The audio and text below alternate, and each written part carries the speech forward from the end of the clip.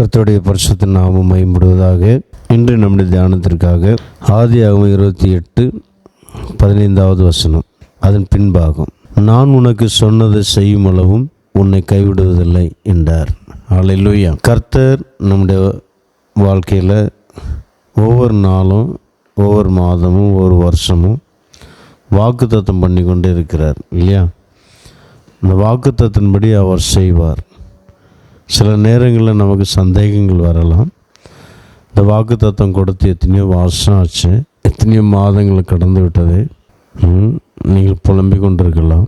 அவர் சொன்னது செய்கிறவர், செய்ய போகிறது தான் அவர் சொல்லுவார். உங்களோடு பேசினார்னா நிச்சயமாக அவர் செய்வார்.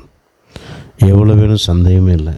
ஒரு மனுஷனுடைய வாழ்க்கையில், ஒரு விசுவாசியுடைய வாழ்க்கையில் நடந்த சம்பவம். ஒரு சின்ன ஒரு தொழில், வியாபாரம், கைத்தொழிலாக ஆரம்பித்தாங்க.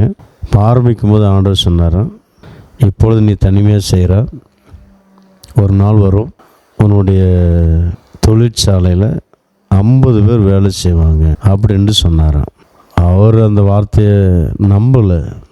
அவர் என்ன சொன்னார்னா, ஆண்டவரே எனக்கு சுகத்தையும் பலத்தையும் தாரோம், நீர் ஆசீர்வதிங்க, ரொம்ப சந்தோஷம் அப்படின்ட்டு ஆண்டவர்கிட்ட சொல்லிட்டு அப்படியே இருந்திருக்கிறார். ஆண்டவர் சொன்னது ஆண்டவர் சொன்னது அதை மாற்ற முடியாது இல்லையா? ஒரு வருஷத்துக்குள்ளே அவருடைய தொழில் நல்ல வளர்ச்சி அடைய ஆரம்பிச்சது.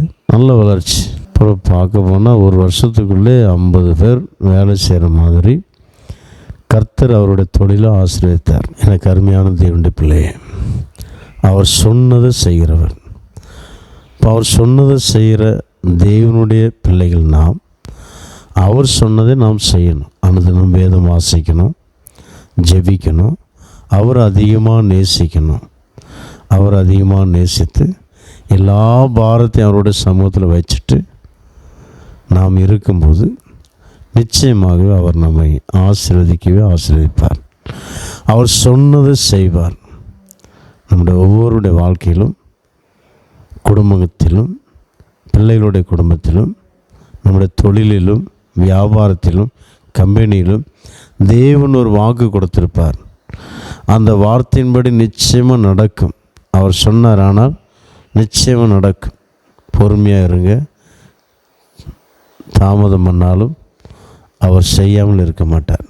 நிச்சயமாக நடக்கும். கண்களை மூடுவோம். சர்வ வல்லமையுள்ள பிதாவே, நன்றியோடு ஸ்தோத்திரிக்கிறோம். நீ நல்லவர், நேற்றும் இன்றும் என்றும் மாறாதவர். அப்பா ஸ்தோத்திரம். யாக்கோபுடைய வாழ்க்கையில் நீ சொன்னீர், அதே போல் செய்தீங்க. அதே போல் எத்தனையோ பேருடைய வாழ்க்கையில் நீ சொன்னீர், நீ செய்தீங்க. எத்தனையோ சாட்சிகள் சொல்லலாம். அதே போல் நாட்களில் எத்தனையோ பிள்ளைங்க துக்கத்தோடு, வேதனையோடு இன்னும் என்னுடைய வாழ்க்கையில் வாக்குத்தத்தம் நிறைவேறலையே, நீ சொன்ன வார்த்தை நிறைவேறலையே என்று ஏக்கத்தோடு, பாரத்தோடு, கண்ணீரோடு இருக்கிற நம்முடைய பிள்ளைகள் ஒவ்வொருத்தருக்காக ஜெபிக்கிறோம்.